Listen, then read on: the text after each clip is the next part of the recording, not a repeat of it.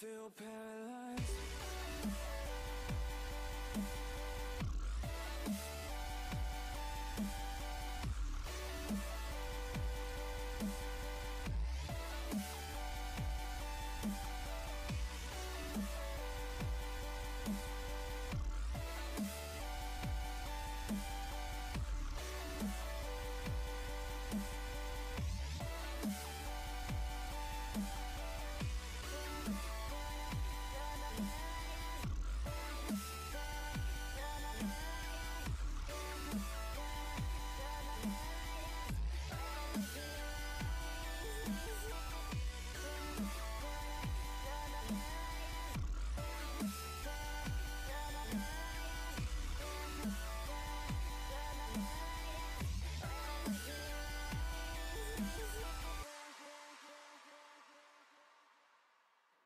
Now I know it's over.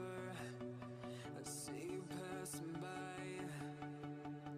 hand in hand, with your perfect light. My body goes numb, feels like someone cut out my tongue.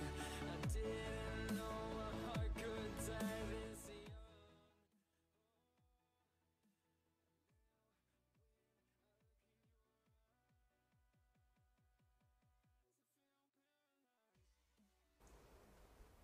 Welcome everyone to our first program of 2022. I'm happy to give this opening on behalf of Framer Framed and Huizinga Lecture, who couldn't be here today. We hope this will be a positive year for all of you, but also a year in which we finally see steps taken to leave a livable world for future generations. For while mass consumption and energy dependence continue, we are faced with the finite nature of raw materials, extreme weather conditions, and loss of biodiversity. It is only right that these issues are becoming of greater concern to more and more people. Increasingly, we see how unthinking our behavior is towards the world around us and towards future generations of life on this planet. This issue is on the agenda today as we will hear a lecture from the cultural historian, archaeologist, and writer David van Reybrouck on the colonization of the future, living on the brink of climate catastrophe, which was previously delivered in Dutch as the annual Huizinga Lecture. We are glad to have David here today, especially as this lecture fits so well with the current exhibition in Framer Framed.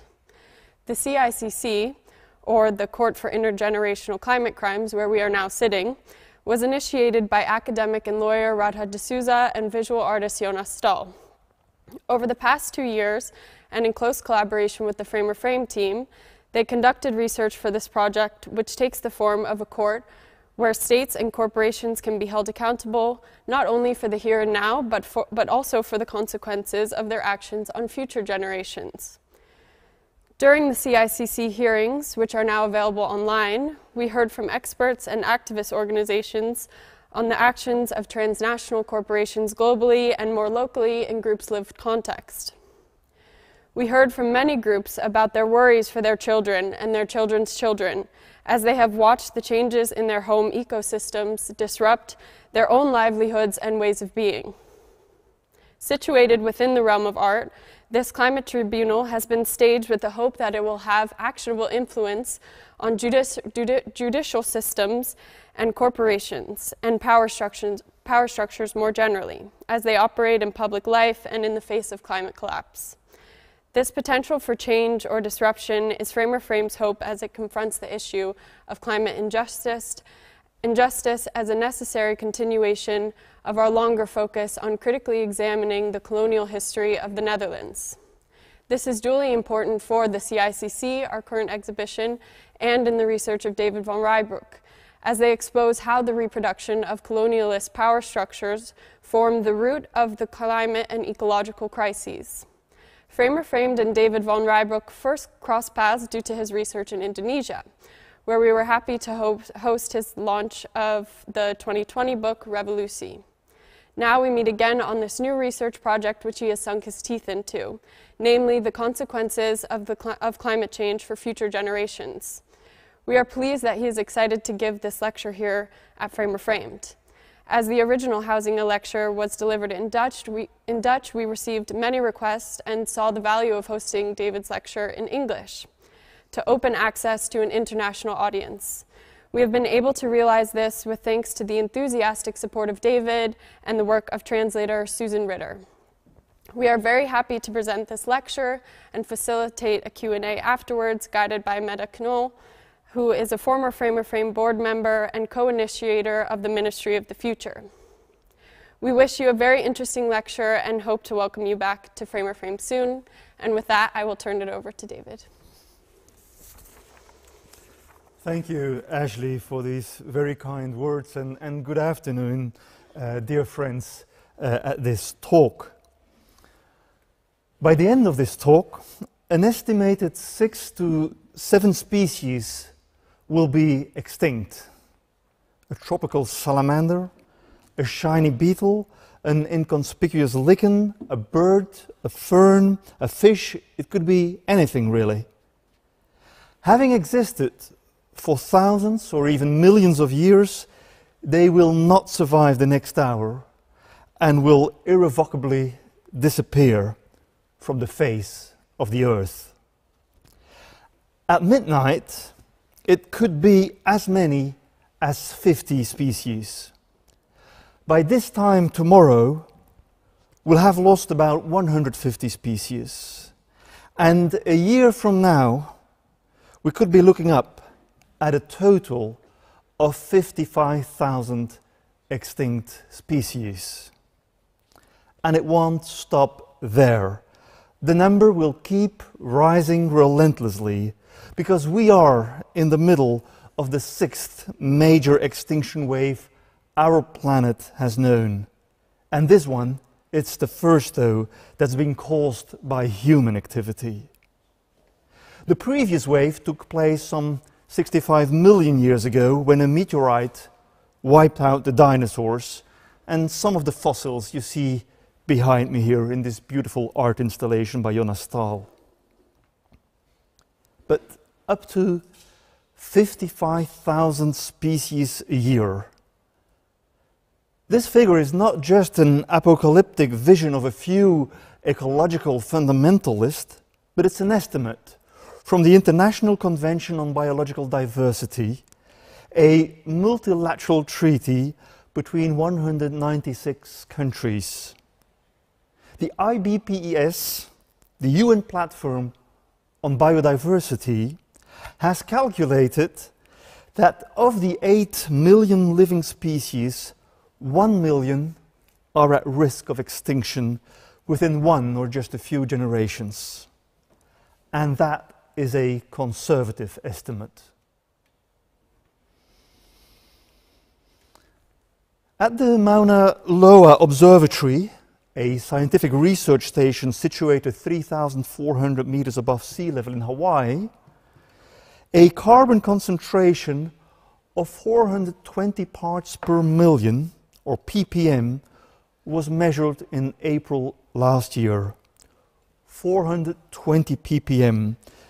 This figure doesn't mean much to most people, but it was probably the most important news of the year.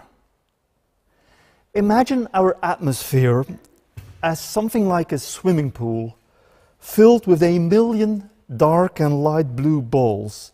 These are the oxygen and nitrogen molecules. And within that swimming pool, you can also see a few bright red balls floating around in this blue mass. There aren't that many of them, just a few hundred, but they are very hot, and they stay hot for a very long time, thus heating up the rest of the pool. These are the CO2 molecules, the carbon molecules. Now 420 red balls to 1 million blue ones is an alarmingly high ratio. Mauna Loa is an inhospitable volcano, a sloping, beautiful rocky moonscape overlooking the Pacific. It is also the place where since March 1958 daily observations of the atmosphere have been made, the longest series on record on Earth. 63 years ago, when observations began, carbon levels were only 315 parts per million. Things have moved incredibly fast from 315 to 420 red balls in less than a lifetime. That is a huge increase if you realize that for the last 800,000 years, with all those harsh ice ages and warmer periods in between, the number fluctuated between 170 ppm and no more than 300. And now we're reaching 420. The major IPCC report that was published last August, based on more than 14,000 scientific publications, left no room for doubt. The Earth is warming up rapidly, and humanity is the cause of it. Glaciers and polar ice caps are smaller than they have been for thousands of years. Sea levels haven't risen that fast and that much in 3,000 years, and the carbon concentration is even the highest in 2 million years. If we don't change our policies, the planet will have warmed up by 4 to 5 degrees by the end of this century, while we have to stay below 1.5 degrees to avoid dangerous global warming.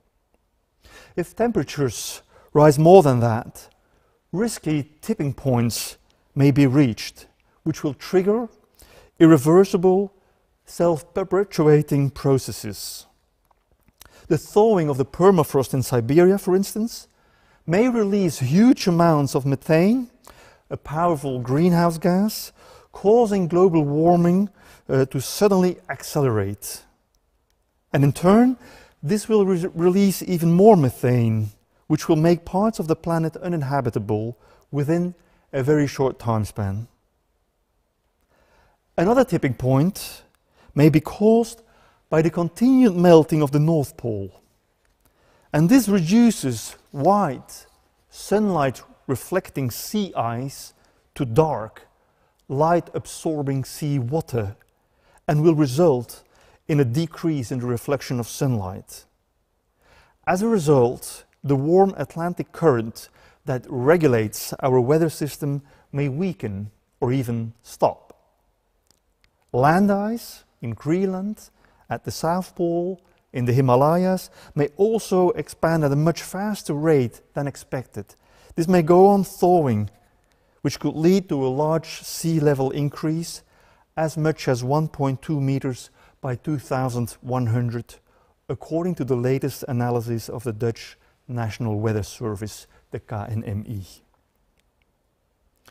Now, it might surprise you that I start to lecture in a cultural institution as framed with a reference to the condition of the natural world, but I feel confident in doing so in this exhibition and in this time frame. Because in Europe, we stand on the threshold of a global climate crisis that will soon affect large parts of life on Earth, or even make it impossible. We are probably on the eve of a great deal of pain, death, and misery. And outside Europe, it has already begun. Perhaps you expected me to talk about Indonesia or Congo, two countries that I've studied for years and that have taught me so much. Perhaps you would have hoped that I talked about colonialism, about the measure of guilt and responsibility we have in this regard. Well, indeed, yes. Let us talk about colonialism today. Let us talk about guilt and responsibility. And let us talk about the role of the West. But not just retrospectively, not just by looking over our shoulders towards the past. Because even when we fully come to terms with the colonization of historical times, we still haven't done anything about the dramatic way in which we are now colonizing the future. Humanity appropriates this century with the same ruthlessness, the same greed, and the same short-sightedness that characterized the way in which continents were seized on in the past. Colonialism is no longer a strictly territorial, but also a temporal thing. And we are behaving like the colonizers of future generations. We are depriving them of their freedom, their health, possibly even their lives. We burden future generations with our own selves, and we do so with astounding brutality and indifference. We act as if they won't be there, as if their land is ours, as if their world is empty, as if we are free to dip into their resources, potable water, fertile soil, healthy air, forgetting that they too might need them. We plunder our grandchildren, we rob our children, we poison our offspring. But now this is happening so fast that we are beginning to feel the consequences ourselves. Forest fires, floods, and water shortages have become our salvation, apparently. It is too cynical for words, but it is only now that we are waking up. It is only now that we are taking action. It's only now that we are realizing that things cannot go on like this. The Flemish Minister for Mobility, Lydia Peters, recently said so in so many words, and I quote, "The water bomb that fell on Wallonia in the French-speaking part of Belgium last summer has jolted us awake." End quote. And we say we and us as if the whole humanity were responsible. And it sounds friendly and considerate and inclusive. We, humanity, we are collectively responsible for global warming, and we're all in the same boat now. But this phrasing conceals a much deeper truth, one we don't want to see, because we are not in the same boat, and we are not equally responsible. Global warming has been, and still is, mainly caused by the richest nations in the temperate regions of the planet, and is mainly felt by the poorest countries in the tropics. This change from subject to object occurs somewhere around the Tropic of Cancer. Once you've crossed it, you've entered the accusative. From there on, you undergo the behavior of the other. It's like passive smoking. You didn't ask for it, but you suffer the consequences nonetheless. So shall we talk about colonialism beyond colonialism? All right. The countries of the South are the passive smokers inhaling the Northern Hemisphere smoke, mainly coming from the temperate regions. No, it's even worse. The countries from the South suffer more than the smokers themselves. Those countries that emit the lowest amounts of greenhouse gases are the most vulnerable to their harmful effects. We are not only colonizing the future, we are colonizing the South. The carbon footprint of a 15-year-old shepherd boy from Chad is next to nothing, but he'll see his country turn into an even bigger desert as a result of the lifestyles of his peers in Washington, Tokyo, or Amsterdam. And once his goats have died of hunger and thirst, and he decides to move to more moderate regions where the heat is tolerable for most months of the year, well, a long ordeal of migration, discrimination, and disintegration awaits him. Whatever he does, it'll be misery. Decolonizing the mind? Absolutely, yes. But more importantly, we should be decolonizing the heat. Western countries today devote remarkable amounts of energy to discussions over street names and public statues. A suitable way of dealing with the colonial past is in the news almost every week. But the discussion about this much more widespread, much more current type of colonialism has hardly begun. Yet we have to talk about it. We have to talk about the hurricanes that hit Mozambique in 2019. A country that hardly emits any greenhouse gases itself. Yet more than 3 million of its inhabitants lost their homes or became victims in other ways. We have to talk about the famine that broke out in Madagascar last year, the first in the world to be proven to be caused by a warmer climate. We have to talk about the slums of Jakarta that are now flooded. Climate change is all too often presented as something that threatens nature in the far north. And we keep seeing these images of crumbling glaciers or lonely polar bears on tiny icebergs. But climate change also concerns people in the tropics, like the old fishermen in Kiribati, Samoa and Vanuatu who see their islands disappear, or the young mothers in Bangladesh whose coastal villages has been washed away. It is estimated that in Bangladesh alone, 18 million people will have to flee due to the rising sea levels in the next 30 years. That is more than the entire population of the Netherlands.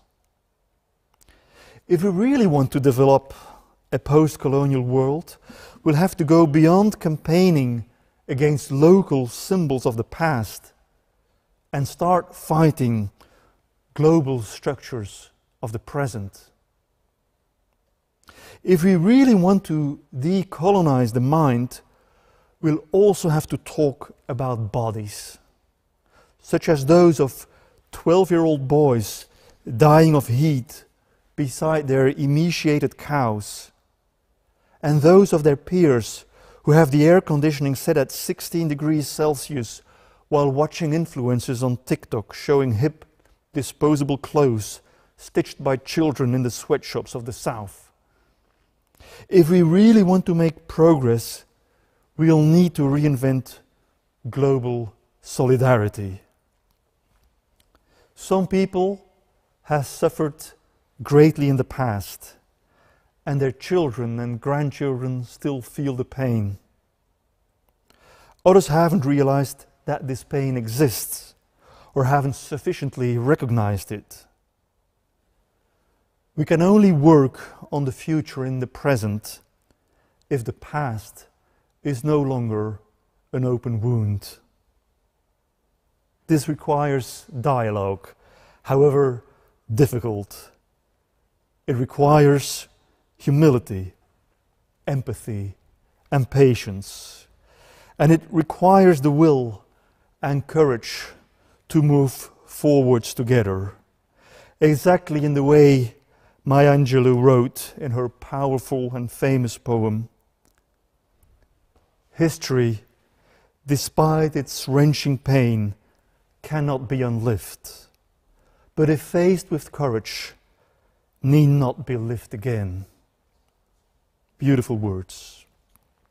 And in that process, safe spaces can help, absolutely, if only to take a breather, because the struggle will be long and hard. At the same time, we must also work on universal responsibility, as the Dalai Lama calls it, if we are to face the planetary challenges that lie ahead of us. We are colonizing the future, and we have a crushing responsibility in this respect. Western countries have been polluting for much longer, and have polluted more heavily. China came later, but today it pollutes the most.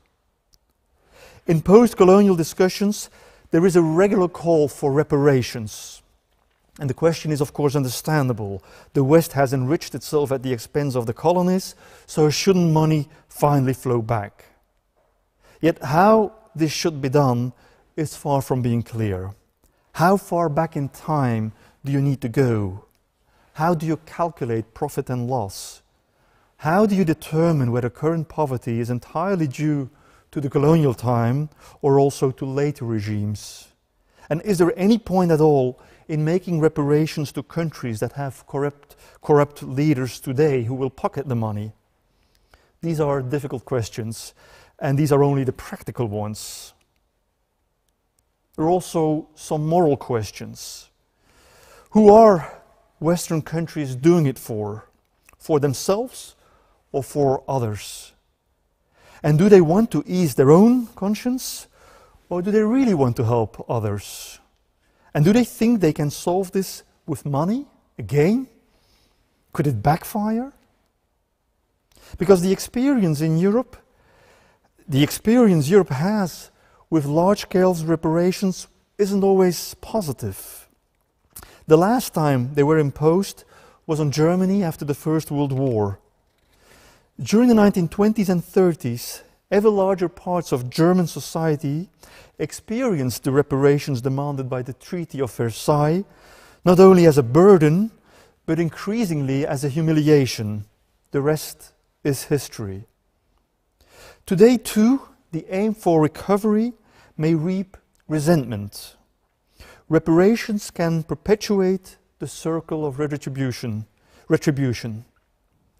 Perhaps we can learn more from post-Second War Germany, the country that didn't have to undergo large-scale reparations, but undertook an in-depth, decade-long national examination of conscience, a thorough but serene Vergangenheitsbewältigung, coming to terms with its dark past.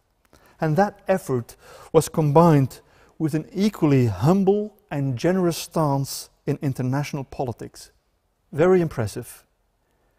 And this might be the attitude that former colonial powers could adopt. They should be humble, but without indulging in historical navel-gazing. They should be deeply aware of the past, yet at the same time truly responsible for the future. And yes, that could involve money, definitely. But rather than punishing younger generations for the misdeeds of the past, it might be more constructive if Western countries contributed generously to the international funds to fight climate change in the tropics. For years now, the United Nations has been striving for a large emergency fund to assist poor countries during the climate crisis. In Paris in 2015, it was agreed that the fund would be worth $100 billion annually. But 5 years later, it appears that the rich countries haven't kept their promise at all. Yet the former colonizers should be the first to put substantial amounts of money in the pot. They owe it both to themselves, to their past, and to the world. The Netherlands and my own country, Belgium, have been polluting since the 19th century. And that's why we need to reduce our emissions faster than the rest. The Netherlands and Belgium have both had colonies and owe part of their prosperity to them. That's why we should contribute generously to the international climate funds for the Global South, and do it now. That is better than making present and future generations pay the fines of the previous tenants. Colonial culpability is not hereditary, but colonial privilege is. And this calls for awareness. This calls for responsibility. We, the younger generations, we did not choose this past, but we can choose another future. We can show that we've learned from the mistakes of the past. We can restore the broken world that we have inherited by working together to create a fairer and more sustainable and juster world. Dear friends, so far I've been speaking mainly about what countries can do against colonizing the future. But we all know that countries have their limitations, that they sometimes find it difficult to form a government, for example, as you and I, as Dutch and Belgians, are well aware of. We know that they sometimes find it difficult to reach decisions, as we see every day. And we know that sometimes they find it very hard to reach consensus at international assemblies. Because at international forums such as the EU, the UN, or the COP conferences, countries almost always think as countries, rarely as global actors. In that sense, countries behave exactly like political parties at a national level. They recognize the general interest, for sure, but at the end of the day, self-interest prevails. And that is why multilateral diplomacy often resembles national party politics. It is, therefore, a suboptimal system that rewards greed and punishes maturity. During international summits, national delegations always seem to think, fine, but how are we going to explain this to the home front? During national discussions, political parties often think, how are we going to explain this compromise to our voters? There's always this fear that their supporters back home won't like a possible compromise. And this is why, after more than 70 years of solid climate science, there is still such an appallingly large gap between what experts know and what politicians do. And this tragedy was once aptly described by Flemish Environment Minister Bruno Tobak, when he said, and I quote, "Almost every politician knows what to do to tackle the climate problem, but there is no politician who knows how to get elected afterwards." End quote. Now, if politicians' fear of their voters runs so deep, there's basically two things you can do. Either water down the necessary measures until you hope your voters will accept them, or involve the voters themselves in creating climate policies. Weakening policies or involving citizens. Those are the two options. And the latter is more promising. Recent pioneering research done by two young political science professors, Canadian Michael Mackenzie and Belgian Didier Caluards, has shown that ambitious climate policies can be achieved much faster if citizens are involved themselves. The latter won't be condemned to a role as passive spectators, but will instead become active players. The large gap between what science knows and what politicians fail to do, this gap can be bridged by what citizens decide. I would now like to discuss 4 ways in which citizens can be actively involved. Firstly, a citizens' assembly followed by a referendum. And I'll start with an example. Between October 2019 and June 2020, French President Macron asked a cross-section of the French population, a diverse citizens' assembly consisting of 150 members, how they would, in the spirit of social justice, reduce French greenhouse gas emissions by 40% by 2030. And that was the beginning of the Convention citoyenne pour le climat, the Citizens' Convention on the Climate, which today is still the most spectacular example of a climate assembly consisting of citizens drawn by lot. For many months, these 150 participants had discussions with each other. They had time to invite experts, to learn and to listen. They developed proposals, and in the end, they handed their report to President Macron. Their report contained 149 ambitious measures to tackle climate change. They were quite different and diverse, such as lower the VAT on train tickets, make the French fishing fleet sustainable, limit the use of air conditioners, impose better protection on French forests, make ecocide a punishable offense, amend the preamble to the Constitution, etc. 149 of them. If anyone still doubted the ability of citizens to develop bold policies, here was the proof.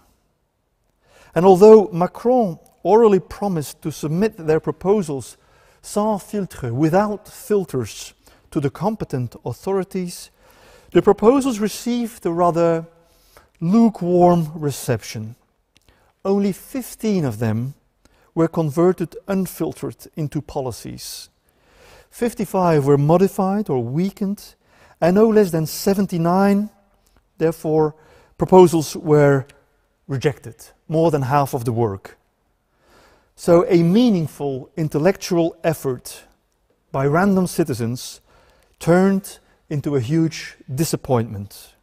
The French even took to the streets because the majority of society, left and right-wing alike, largely agreed with the convention's work. Now, how could this have been avoided? This waste of energy, this waste of work. Now imagine that President Macron hadn't passed the report with the recommendations to the competent authorities, but had put them to the national population in the form of a preferendum. A preferendum is a rich type of referendum.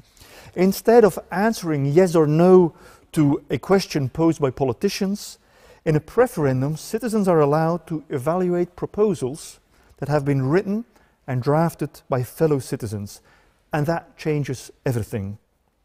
149 is, of course, a very large number, but all proposals could have been put into a carousel that generates lists of 30 proposals per voter.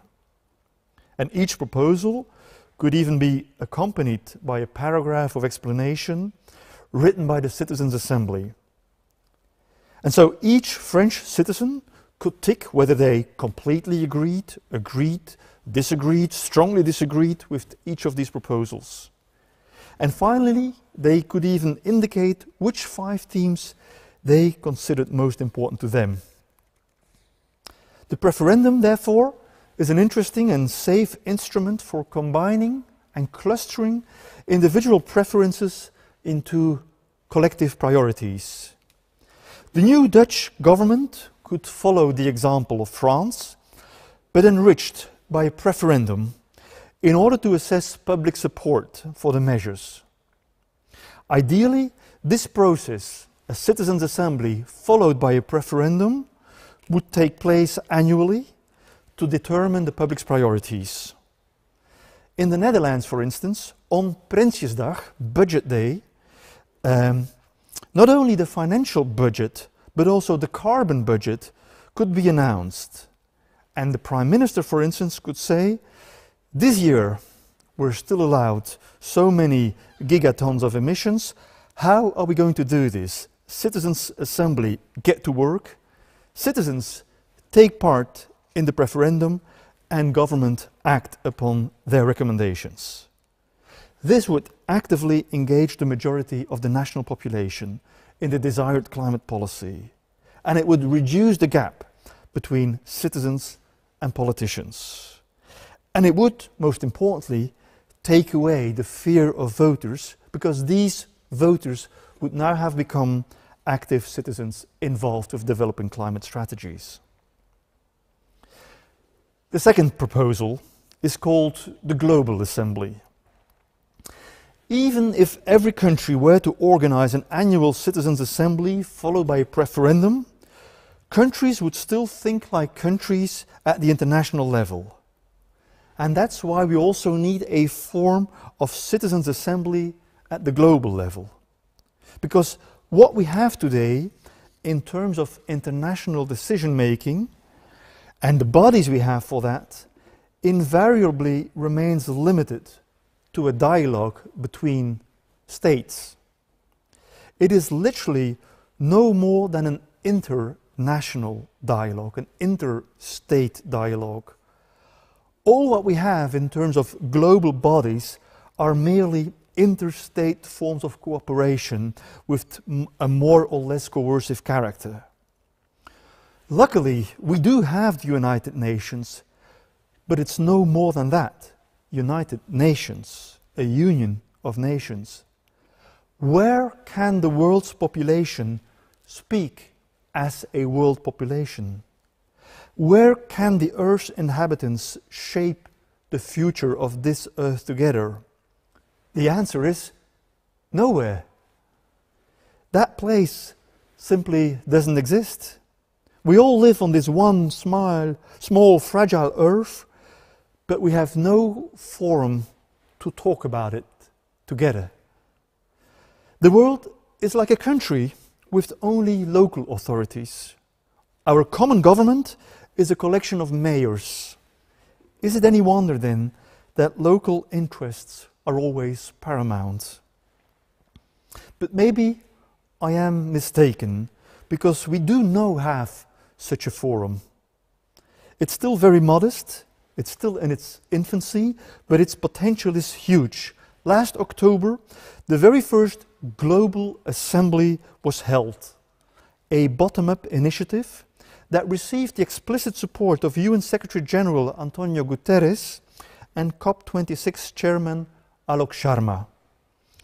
With the help of NASA, a random sample of 100 dots was plotted on a map of the world, partly based on population density.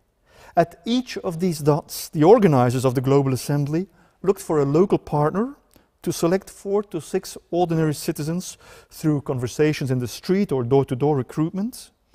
And in order to achieve a balance in terms of age, gender, place of residence, education level, and attitude to climate change, a final group of 100 participants was drafted by lot from this pool of 600 plus people.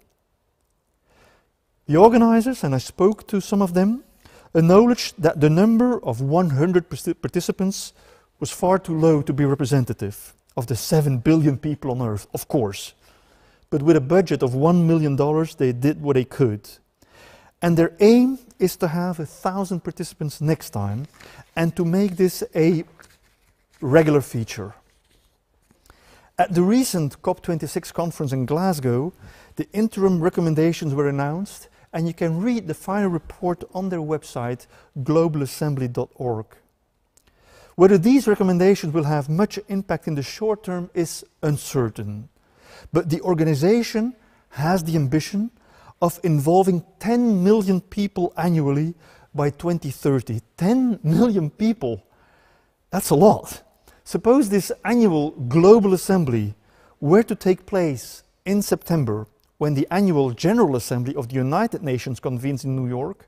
Now, that would bring voters, that would bring people of the world to the forefront. For the first time in history, the world would speak as the world.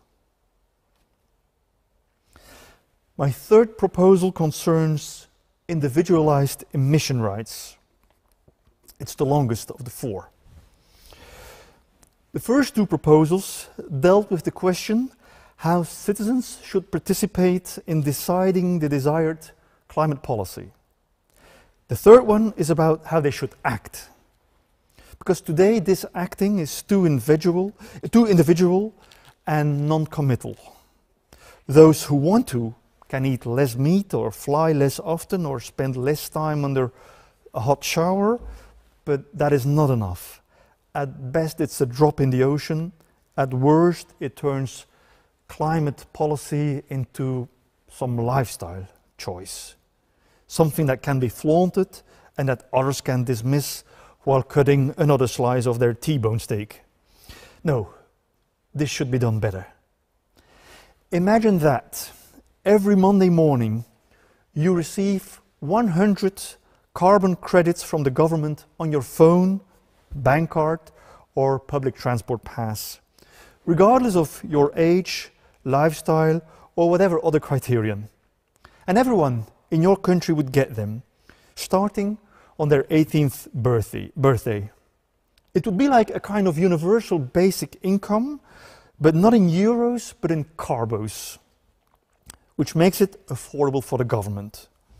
And you don't have to use these units very often, only when you buy fossil fuels. That is, when you pay your gas or electricity bill, or when you fill up your car.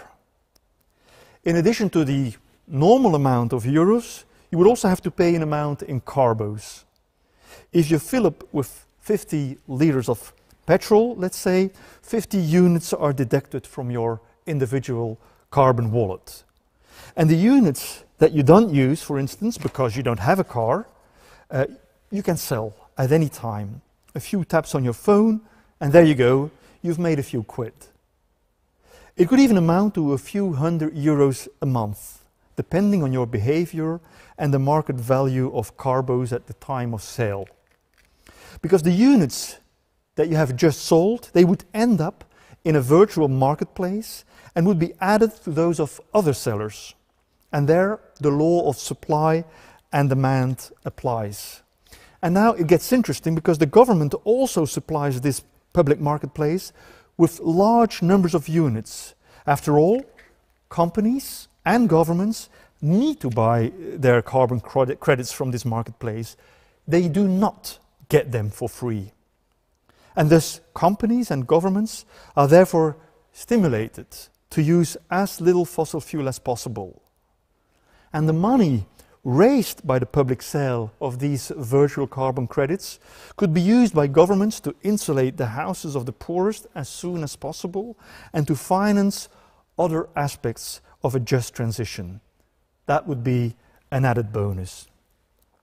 Yet the best thing of this scheme is that the amount of carbon credits to start with, the amount that is put into circulation each year, would be determined in advance by an independent public body responsible for the climate. A little bit like the European Central Bank deciding how much money to issue. If we need to achieve, say, a 4% reduction in 2022 to reach our targets in 2030 and 2050, we would know exactly how many carbon credits we can still spend. In short, we would cut our coat according to our cloth. We would act on what we have, not on what we want. With this model, we can be certain we'll reach the intended targets, because they are at the start of the whole process. And that's why this scheme is a much better plan than the popular proposal to put a price on carbon emissions. Because the thinking there is that if emissions become more expensive, everyone will reduce them. But this reasoning was also used in the fight against tobacco. If we make cigarettes more expensive, people will automatically quit. But in practice, smokers did not quit. They often kept on smoking and saved on other expenses. Raising prices only leads very partially to a change in behavior. Besides, if you make carbon emissions simply more expensive, you punish the poor and spare the rich, while the system of carbon credits and individualized emission rights actually helps the poor and inhibits the rich. The model that I'm sketching here was developed by British economist, cultural historian and thinker David Fleming. He called these individual emission rights tradable energy quotas, or tax, which has become the technical term TEQ. And at first, it may sound a little bit complicated, but in essence, it is no more difficult than the VAT system that was introduced in the Netherlands or Belgium in about 1970. The British Parliament had shown interest in these texts. About 10 years ago, it even published a report by the All-Party Parliamentary Group on Peak Oil, whose chairman, John Hemming, wrote, and I quote, "I believe texts provide the fairest and most productive way to deal with the oil crisis and to simultaneously guarantee reductions in fossil fuel use to meet climate change targets," unquote. Around the same time, though, David Fleming died unexpectedly in Amsterdam, actually, which marked the end of his brilliant scheme. And it was forgotten for almost a decade. But a peer-reviewed article in Nature published last summer made a new case for his proposal. And in August last year, Dutch economics professor Barbara Baarsma and IBM employee Leo Dijkstra wrote an opinion piece in the newspaper Trouw, in which they too advocated individual emission rights. And the title was a summary, and it said, "Involve citizens in a positive way in dealing with the climate by letting them manage their own emissions." So this is probably the big idea that everyone's waiting for. My fourth and final proposal is grimmer and hopefully unnecessary. I advocate it rather reluctantly, but when we talk about the active role of citizens, we do need to think about it. It's called civil disobedience. Every citizen of every country is supposed to know the laws of their country and to act accordingly. But there comes a point when the laws are no longer defensible because they conflict with justice, dignity, or life itself. We are fast approaching this point. In recent decades, our governments have shown extraordinary negligence in protecting the lives of their citizens, safeguarding their territory, and guaranteeing a viable future. The Dutch, Belgian, German, French, and Irish governments have all been condemned in no uncertain terms for their policies by their respective judicial authorities. In the Netherlands, the Dutch went so far as to impose concrete, quantified reduction targets. And in France, the government was told that it had to repair the damage done. It's a triumph for the rule of law that such rulings are possible. But it is a disaster for society when those national governments still willfully fail to do what needs to be done. So far, I've given 3 ways in which citizens can constructively help their governments in these difficult times, both in terms of decision-making and in terms of decision implementation. My 4th option is more drastic. When Henry David Thoreau was asked to pay his taxes to the state of Massachusetts during his stay at his forest cabin at Walden Pond in 1846, he had been refusing to do so for 6 years because slavery still prevailed in America and because of the continuing war with Mexico. As a result, he was put in jail for a night. Afterwards, he wrote his essay, Civil Disobedience, which is perhaps one of the most influential political texts of the last 200 years. Through Gandhi, the text led to the independence of India. Through Martin Luther King, it inspired the American Civil Rights Movement. And through Rachel Carson, it influenced the international environmental movement. Rosa Parks knew it. Sometimes you need to take a seat on the bus where you're not legally allowed to sit, but you do it anyway, because the law is wrong. Unjust laws exist, Thoreau wrote in his plain cabin in the quiet woods. Shall we be content to obey them, or shall we endeavor to amend them? He added.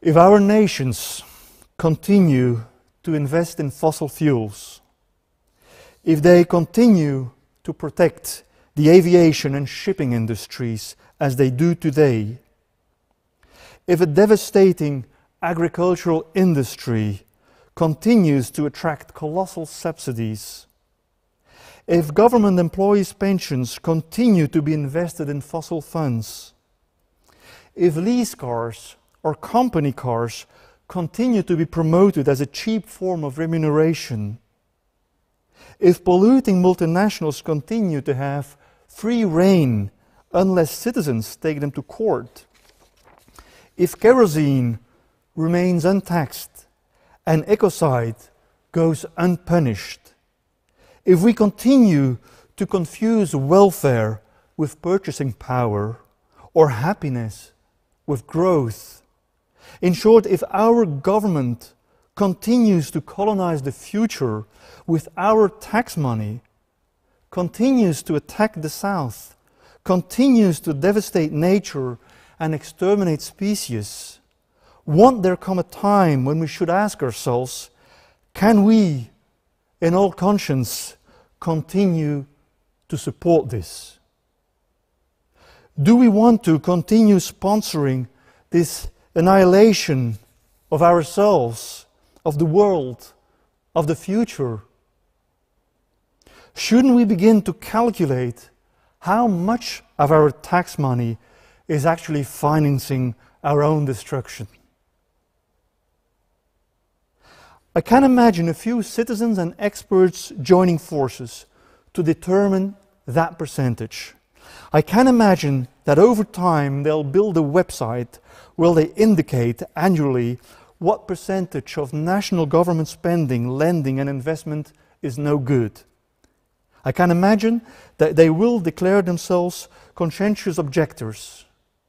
If 18% of public funds, for instance, is spent on fossil fuel, they'll deduct 18% from their taxes. They'll continue to pay the rest, of course, because the welfare state, the rule of law, and education are dear to them. In their own lives, they'll strive to leave as small a carbon footprint as possible. And on their website, thousands or tens of thousands of supporters will join the initiative and anonymously declare their tax contribution over the previous year.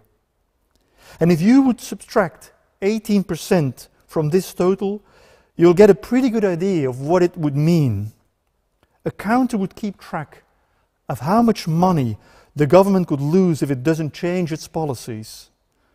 For the time being, the commitment of supporters will be symbolic only, but over time, participants could resort to actual fiscal disobedience.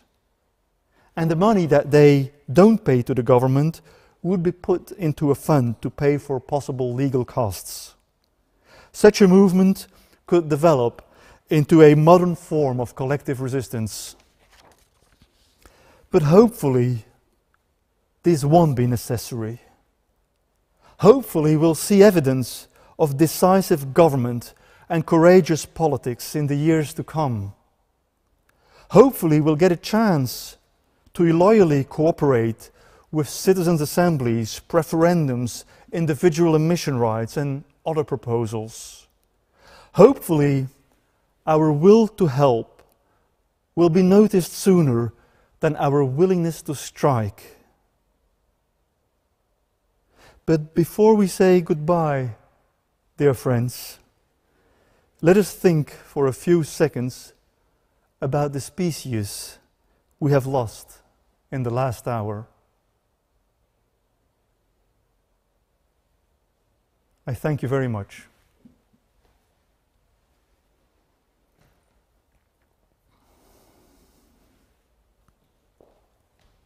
And I add some warm thanks to Josien Pieterse from Frame of Frame for the invitation.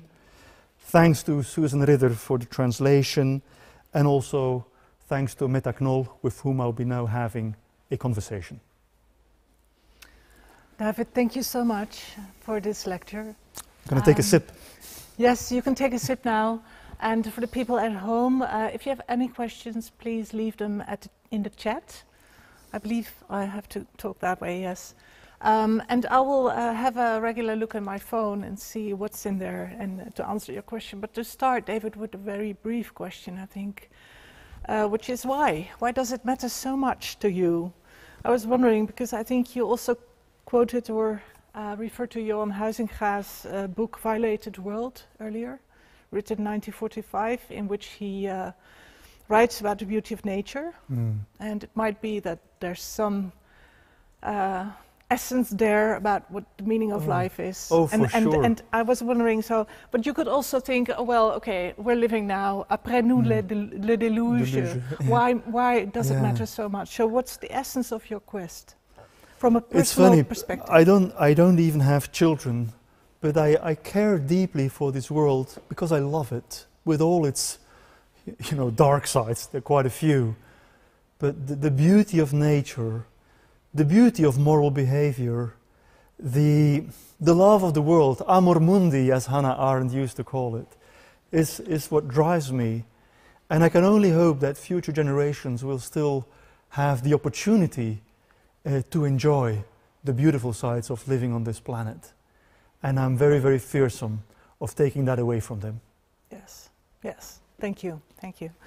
So this morning, in the Volkskrant, the Dutch journalist Bas Mesters published a letter to the new cabinet.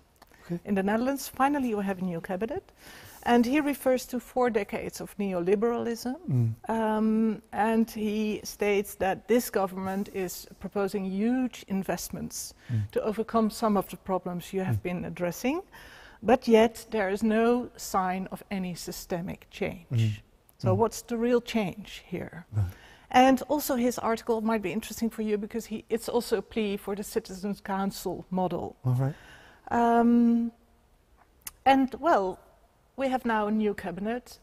There's some good news there because they're also proposing a generational test, generatietoets, in order to test whether decisions that are being made actually are also beneficial for future generations.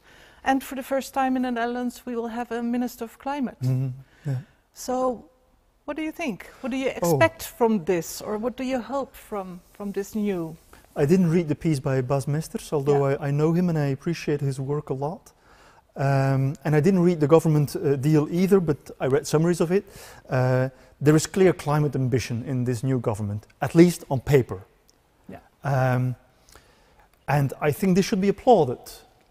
But rather than sitting back and wait, I think Dutch citizens should stand up and say, like, we're willing to help. This is a hell of a job you're embarking upon. Let us know if we can help. The whole idea that citizens are some customers of what government performs, and at the end of the journey, by the next election we'll evaluate them, I think is a very passive and a very neoliberal definition of citizenship. Citizens can play much more active roles, and the Dutch government is entering now this just transition, which you can conceive as a bit of a tunnel. And we're only at the beginning of the tunnel. And what we're seeing now are ways of picking the low-hanging fruit. Most of it has been picked by now. We've reached the point that tougher decisions will have to be made. And this is particularly difficult for elected politicians, as they are always trying to find a balance between long-term interest and the short-term imperative of winning the next election. So there's always a trade-off. So we could definitely help politicians by saying, like, okay, you know the matter better than we do perhaps, but we are free. We don't have to be elected. We don't have to be re-elected. So the idea, Macron's idea of this citizens' assembly, even on an annual basis, imagine that 150 Dutch citizens would come together for a period of 6 months, and every month they would spend 1 weekend together, and they could invite experts, They could learn, they could come up with recommendations, and this would be given, their report would be given in a referendum. It would be a very powerful tool helping the Dutch government to see what is priority and what is not. Yeah. Okay, David. You made that point very clear, I think, also in your lecture. And yet I'm thinking that our political system and our neoliberal society is very much based on a system of high control, low trust, a top-down political system. And us activists, scientists, artists, citizens, we're calling for systemic change, which reveals that we're focused on change as a kind of mechanical perspective, that we can actually design the change and then execute it. And I've recently been reading this little book by Rebecca Solnit, Hope in the Dark, and she says actually something really different. She says that history proves that change is messy, it's chaotic, it's unpredictable. She compares this to the invisible fungus underground. Like you know, that's there. It's there. It's like a sleeping giant. And she says civic action is like that sleeping giant. And then suddenly, whew, it all comes up. And then change spreads like a virus, she says, which is from the fungus to the virus. I like it. Yes, yes, indeed. Yeah, so invisible but profound change that takes place without us really noticing. And she's also talking about what I like very much about inspirational activism. And then she writes about the power of stories, the power of narratives, the power of culture, of course. And then that change, that kind of change is improvisational. It's creative. It's anti-ideological. It's even anarchist. It's based on trust, openness, exchange. It's communal. It's very much connected to a sense of belonging, to movement.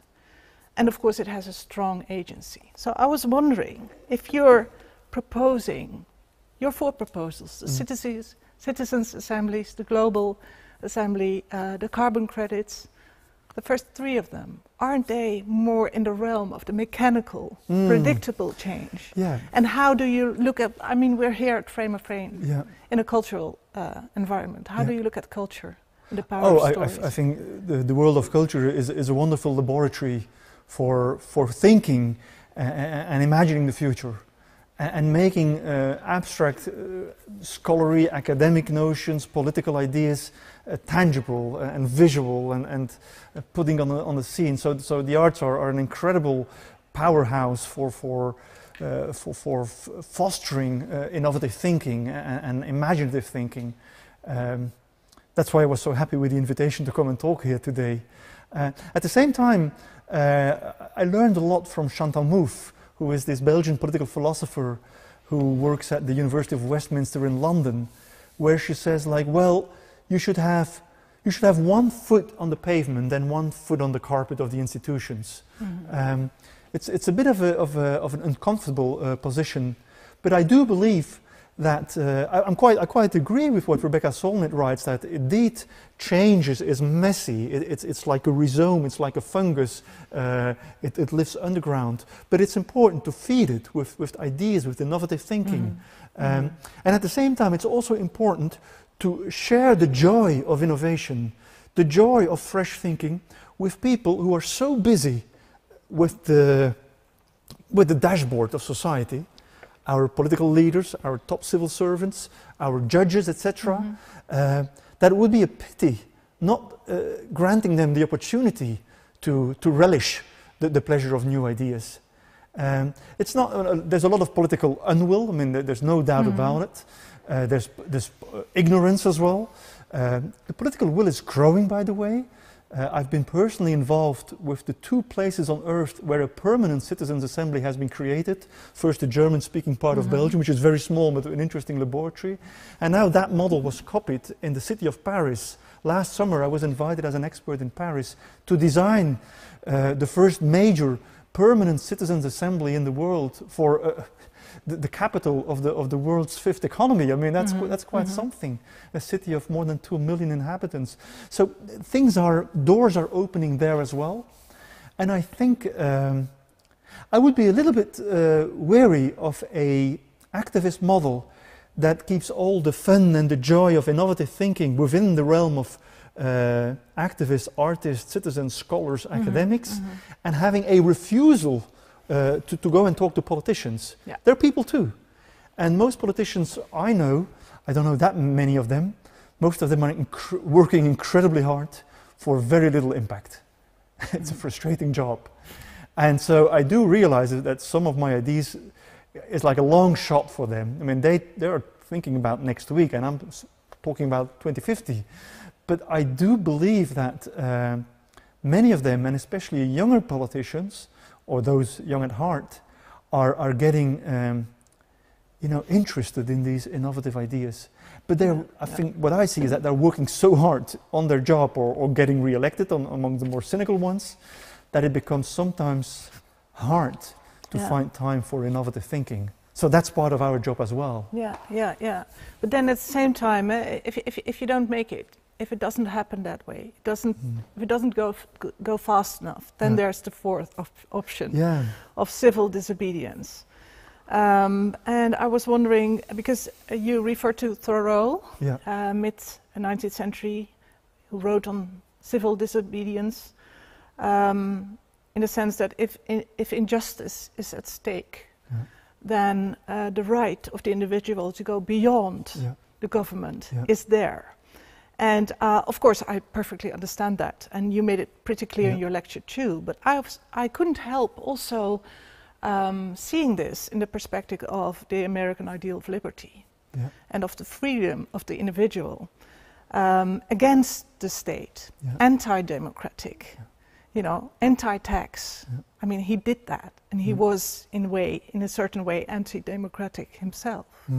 And we are living in a time when, especially in America, I mean, democracy is so much being contested at this time. So I was wondering, given this dichotomy between, the vulnerability of our democratic system on the one hand, and then the need and the urge to shift towards civil disobedience. How do you deal with that dichotomy? And where is for you the tipping point or the point of no return that you think, what's your personal turning point? When would you actually do that? I did not call to stop paying taxes. What I called for was, let's start calculating how much of our tax money is no good and goes into fossil dangers. Because we don't know that figure. And it's an incredible, complicated calculus. And I'm not an economist myself, or a fiscal expert myself, or a budget expert. But I think people should sit together and figure out. I am a staunch Democrat. I do believe in democracy, but I also do believe in democracy for the future. So, where is the tipping point? I think if you see governments now showing goodwill in terms of planning substantial efforts in terms of entering this tunnel of the just transition, I think we should support that. And we should be cooperative in the ways I have indicated. At the same time, it's a bit like the good cop, bad cop principle. You need pressure at the same time. All activism consists of a moderate wing and a more militant wing. And in order to make sure that the moderate wing makes some advances, the militant wing needs to make some noise. And so I think that might be useful strategically to combine these two. Personally, I find it difficult. I do not mind paying my taxes at all, and I'm in a country with the highest tax rates of Europe. I do not mind. But I do mind knowing that part of that money is going into the destruction of my future and that of future generations. I find that morally objectionable. And when the moment will have come that it is no longer defendable what is happening, and if you don't see any serious efforts that take into account what we know from what scientists tell us, from what the IPCC tells us, I'll be the first one not to pay my taxes for that fragment, for sure. Throw me in jail. Throw me.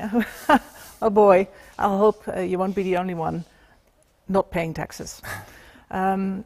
Another thing, another question. When you delivered the Huizinga Lecture in Leiden in December, I believe it was December 12. After that, a review appeared in in the Belgium newspaper, De Standaard. Have you read it? It was by Selmerel Wenselaar. Yeah. Yes. Okay. Very good. And I believe you wisely adjusted your lecture after her response. Could you elaborate a little bit on that? Oh, it was. I got some comments on choice of vocabulary. Yeah. I wanted to start with in a more solemn way, and so I used the traditional "ladies and gentlemen," which I don't do in English that often anymore. But in Dutch, there's not a really good equivalent. But I adapted it because I don't think it was inclusive enough. Mm-hmm. And I think part of my talk was also written from a sense of frustration in post-colonial discourse, in that I see so much energy going into debates on what I called the symbolic, the fights against the symbols of the past. Yes, like the street names, like you street said, names, and the public statues. Yeah. And why waste our energy on that kind of symbols? If We have such a huge task when it comes to the future.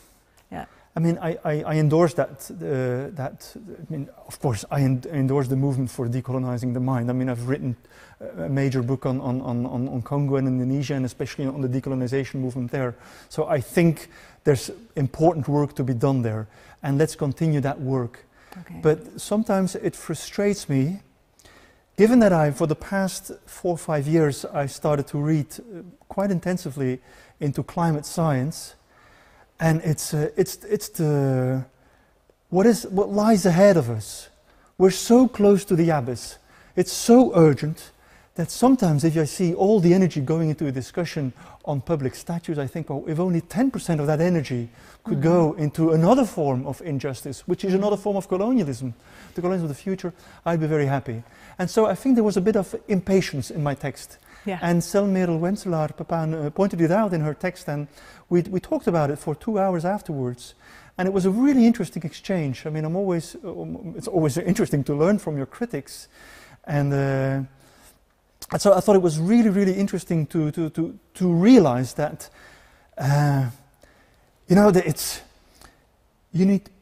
there's the impatience knowing the reports of the IPCC, and at the same time, there's a sort of strategic patience to make sure everyone is still on the same page. Yes, yes. And so that's why for today, for instance, and also in the book publication, I toned down some of my impatience. Yes, yes. But the impatience is the result of deep worry. Yes. That's and it. Yes, and the acknowledgement that we're all in this boat together in the end. Yeah. Yeah. Okay. Okay. There was this article by George Monbiot this week when he had seen the movie Don't Look Up. Yes, I've read it too in The Guardian. In The Guardian. Yeah. You read it too? Yeah. And I understood him so very well. Yeah. When he said the sense of despair that he has and that I experience every day, it makes for a lot of impatience. Yes, which is why I also was thinking it's easy to have this, to talk about the enemy, like the state doesn't do it right, or huge companies like Shell or Unilever or whatever, not doing it right. But maybe it isn't politics or industry or the media. I mean, it's us. You know, it's us consumers. Of course. It's us being addicted to this neoliberal capitalist system of consuming. It's the growth addiction that we're all, sort of part of. So how about that? Because it's if your trust in citizens seems really high. Yeah. But I think in history proves that political systems can be turned upside down by civil action and civil disobedience. civil disobedience, but the difference this time is that it's us. Yeah. We are our own enemies. Well, for the past 40 years, we've been mostly treated as consumers Yes. in every aspect of public life, at universities, in healthcare, even in politics. We're like consumers of political parties, and our voting behavior is like a purchasing moment. We have been treated as consumers, and we have to learn to become citizens again. We're talking about civil disobedience at a time of massive consumerist obedience. You look at the long queues in front of Primark. Yeah. It's the opium of the people. Yeah. And so we definitely need to become citizens again. And I think there are many ways to do so. Activism, art, I mean, you've mentioned quite a few. But one of the best schools of re-becoming a citizen are citizens' assemblies. We see it so often. Yeah. People who are drafted in these citizens' assemblies go through a transformative experience. From passive voters, they become active citizens. Yeah. And I remember, for instance, there was an article in Der Spiegel on the German-speaking part of Belgium, following the first collective, the first permanent citizens' assembly. And there was this one man, elderly white male, former truck driver, I believe, who declared himself to be an extremist voter. And the journalist of Der Spiegel had been following him, and how he was transformed throughout the process. And the title, or the lead of the article was, Das Ergebnis ist verblüffend. The result is astonishing. To see what it could do. All of a sudden, he had a sense of belonging, which he hadn't had for most of his life. Yes, a sense of belonging within the family, but not within society. And so the moment citizens come to realize that, hang on, society is us, and we can make a fist, or we can come up with better ideas, or we can define policies, it's a transformative experience. Yeah. Well, we need a lot of those transformative experiences, and that's why I think all kinds of ways. Yeah, and it's going to take a while, and we don't have that much time anymore. No. And that's why I think the preferendum it's a sort of interesting intermediate form. I mean, it's still individual and still ticking boxes, but at least you help shaping national policies. Engaged citizenship. That's it. I have a question from the audience. Thank you very much. The first one is from Menno. What role do you think museums or other public institutions should take up with regard to the climate crisis? Should they prioritize public dialogue to raise awareness, or rather directly act by facilitating civil disobedience? Interesting. Thank you for that question, Menno. I think museums will or can perform quite a number of functions. Indeed, informative exhibits. I think it's only now that the topic of climate change is becoming part of the modern art scene. For a very long time, it's been quite silent in the arts. So that's why I'm so happy that Frame of Frame has this wonderful exhibit by De Souza and Jonas Staal here, because this is a real engagement with the big issues that is at stake. So yes, please let the big museums continue the work that Frame of Frame and other galleries are doing. I think it's important. I think helping organize civic disobedience, interesting, hadn't thought about it. I also think that museums might play a very important role in terms of consolation. We are going to need beauty as well. Times ahead will become dark.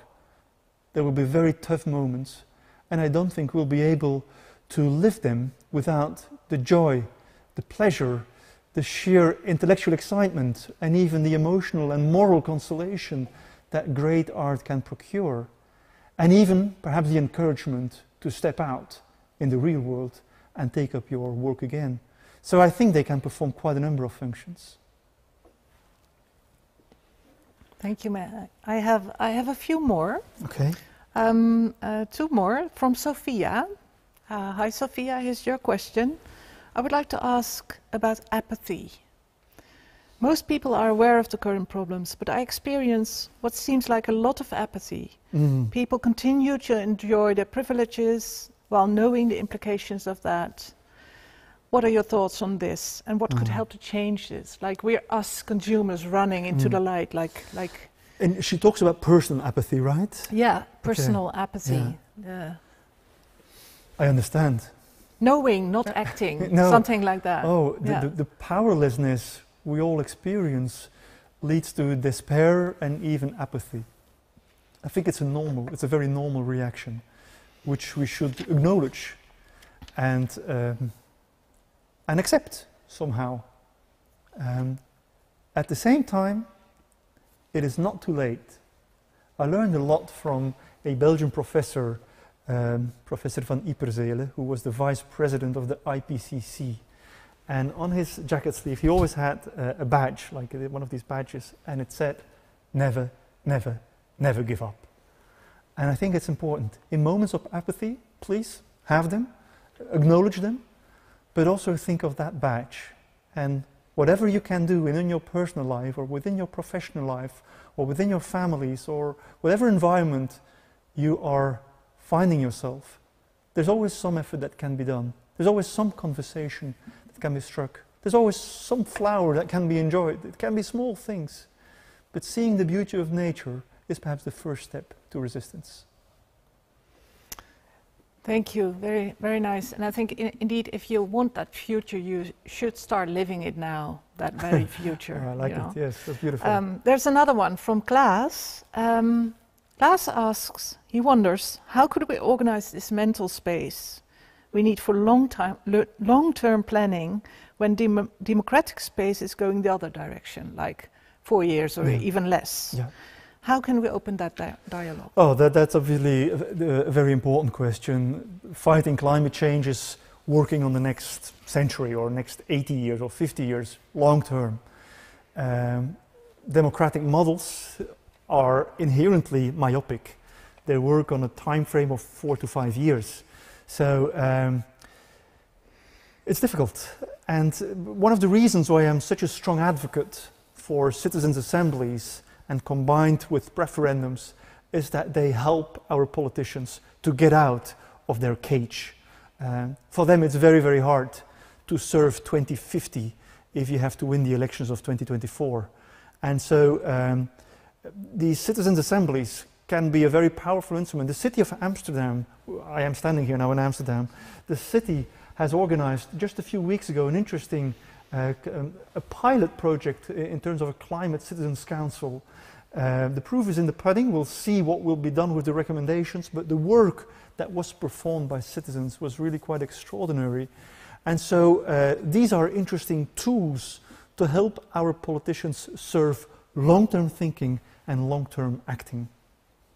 Yes, I think in your lecture you also talked about the fact that politicians are actually afraid of their voters. And by giving their voters a voice that is much more engaged, much more based on knowledge within the context of this citizens' assemblies might be the way to overcome that gap. Huh? Oh yeah, I can see that. Yeah. If you treat people as voters, as even voting cattle, as kiesvee, as we say in Dutch, you shouldn't be surprised that they behave as passive consumers. But the moment you treat citizens as adults, they behave as adults. Yes, of course. And I can understand for politicians today it's hard because you see all this online shouting and the verbal violence on the social media, etc. So you have the impression that the voter is a sort of irrational being somewhere else in society. Yeah, yeah. Some research has been done, it's quite interesting, even by a Dutch scholar, showing that the average politician thinks of themselves as being superior in terms of knowledge, rationality, long-term thinking. So what is really interesting with new forms of climate assemblies or citizens' assemblies is in the first round, very often you combine citizens drafted by lot with politicians, if only to break the ice. And it really works. This was done in Ireland as well. Politicians thought like, ooh, citizens, dangerous, irrational creatures. And all of a sudden, putting them together made for a form of reconciliation and reconnection. Yes, I think it's also about redistributing trust. Yes, you know, giving up control in a way, and then you know, every society is like a triangle where you have politicians, citizens, and markets. And that triangle should be in balance. If politicians have too much power, it's an authoritarian model. If citizens have too much power, it's like what we used to call a verzuiling, where the civil society is running all of... And if markets have too much power, you're in a neoliberal model. And so what we have now is that the markets have run away with most of the public power, and the two other ones are just distrusting each other. Politicians and citizens are distrusting each other. And as long as this continues, the markets are having a field day. They're having a ball. So I think there are new forms of trust between citizens and politicians need to be created, if only to bring markets back into the game. We'll see about that one, David. I have one more question, and then I guess we'll start wrapping it up. Markets, sorry to go on with that, but many business leaders now are asking for clear regulations, are asking for legislation. It's not just that they're not wanting it. Many companies are even are begging for frameworks, are even imposing frameworks upon themselves. Yes, it has been that way ever since the Industrial Revolution.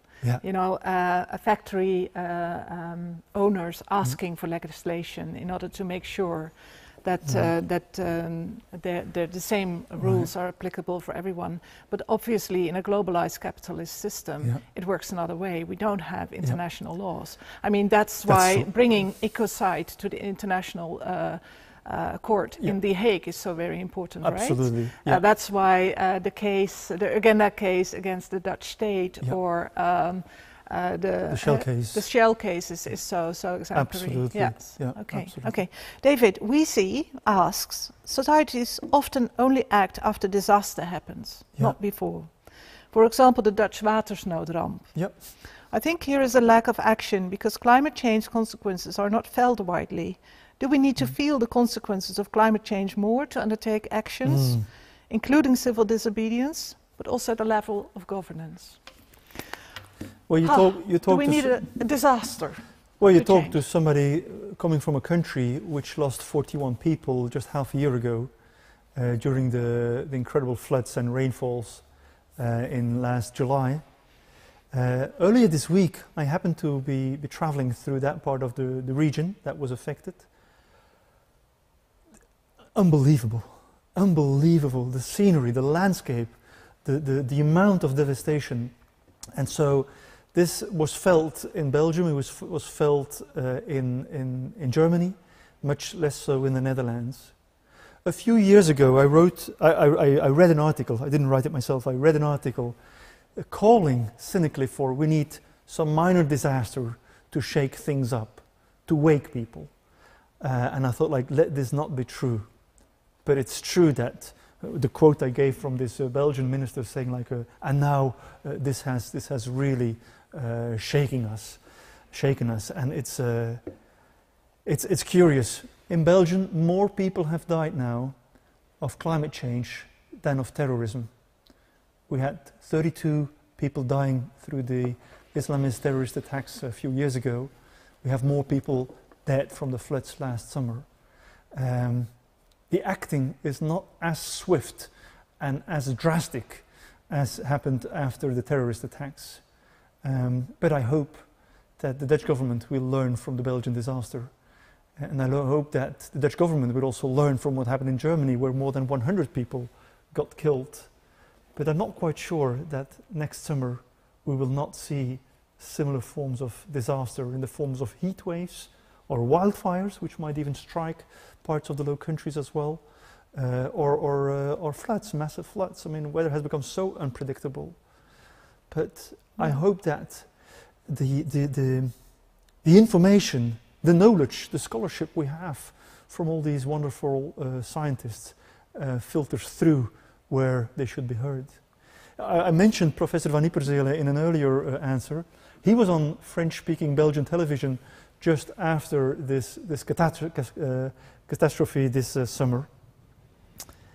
And it was the first time I saw him in tears. I mean, he's this, staunch academic, climate scientist. And he was reading from the very, very first IPCC report from the 1990s. And it was exactly what had been predicted 30 years ago. Rainfalls, draconic rainfalls, floods in the temperate regions. So please, politicians, do not wait for other victims, other people to die.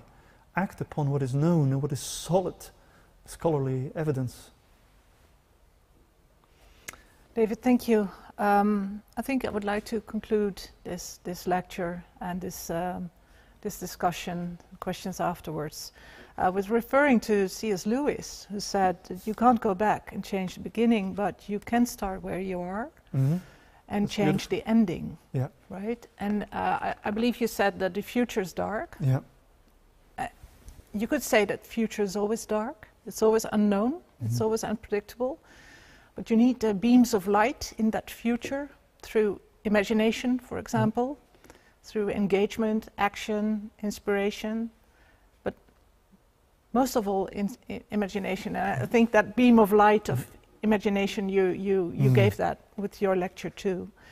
To conclude also with Rebecca Solnit, in her essay, Hope in the Dark, which is a very future-oriented essay, she of course recalls the triumphs of civic action in the past, because if you can see that in the past, it's a tremendous source of hope and inspiration for the future. It's not only a recent past, like Black Lives Matter, of the Zwarte Pieten debate in the Netherlands. It's of course also the abolition of slavery, for example, or the fall of the Berlin Wall. It's those moments of eruption and emancipation when huge shifts happen in society. And also what I like very much about her is that when it comes to human disasters, like also in Belgium, it turns out that people actually are really good in handling those situations by means of empathic action, helping each other. You know, they keep calm, they carry on. So there is, I think, there's some sort of hope in that. And I would like to conclude with a little quote, really brief, by Ursula Le Guin, out of this book. And she writes, "We live in capitalism. Its power seems inescapable. So did the divine right of kings. Any human power can be resisted and changed by human beings." Thank you, David. Hear, hear. Thank you. Great quote. And thank you, all of you at Frame of Frames and all of you behind the screens at home for watching. We're ready. Thanks for watching and hope to see you again live at Frame of Frames or elsewhere in the digital domain. Thanks very much. Thank you.